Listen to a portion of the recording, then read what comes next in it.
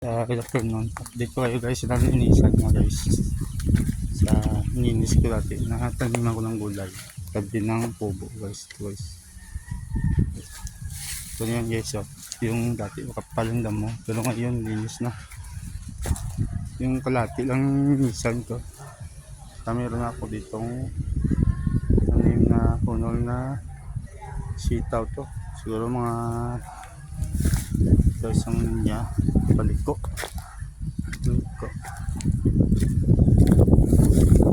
sitaw yung mga siguro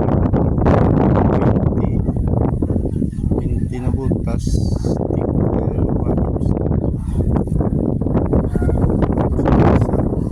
yung light ito itong isa ay okra hindi ko sabihin tigilawa din. Dito tanim ako dito ng yan, katip yan. Lagay pa ako dito ng ano ko pati yung gawa ko ng kahon dito. Pustakpan ko yan ng sako. Liit lang pang taniman lang ng siling sigang. Dito naman wala pa kasi akong binhi. Sana may mag-sponsor ng binhi dito. Ano ito? Hindi ko pa tapos. Pusin ko tapos basahin ko bago rin yung sako ko. Ang kasi lupa dito kasi nasunog ko dati dito. Taba ang lupa. Tapos ko basahin may takpan ko. Sinukay din ng mga laga ko. Laga ko dyan ng yun na ako. Kita nyo guys.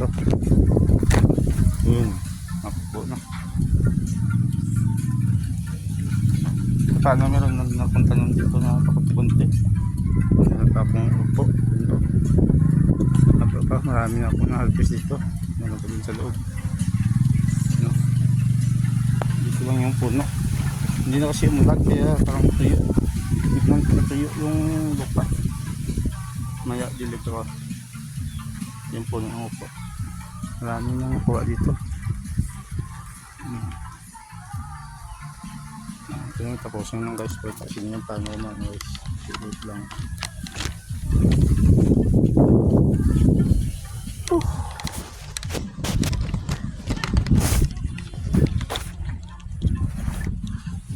kaya nagapag isang kamay lang guys hirap mo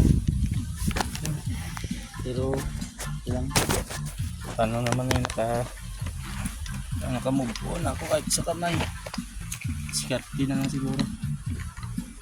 Yan ang kita nyo guys, tapusin nyo na yan. Tapos tabunan ito. Or bahala ng hamog siguro sa umaga, malasa yan. Pero siganda pag malasa. Patakpan.